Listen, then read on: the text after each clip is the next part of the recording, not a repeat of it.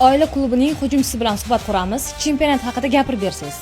Endi eslatib o'taman, bu jamoa bilan 3 marta Raddom ligasi kubogini olganmiz.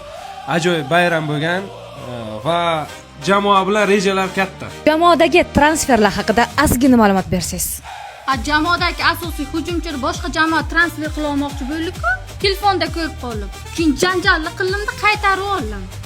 Rahmat. Jamoadagi yangi ishtirokchi haqida fikringizni bildirsangiz. Rostini aytaman, umuman til bilmaydi. Qaysi? O'yna.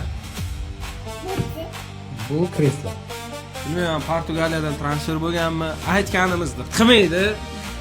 Bilmadim rosti. Yangi ishtirokchi haqida ozgina ma'lumot bering.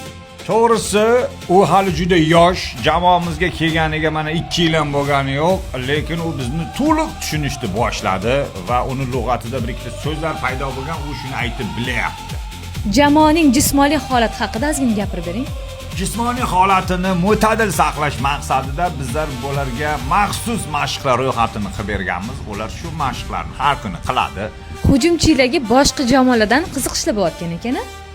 Endi to'g'risi bizda ajoyib bir hujumchi bor va unga qiziqishlar bo'lishi tabiiy. Lekin meni xursand qiladigan narsa, hujumchimizda bizni jamoa bilan butun umrlik shartnomasi bor. O'shaning uchun meni ko'nglim to'q qiziqqan qiziqaveradi, lekin u qoladi.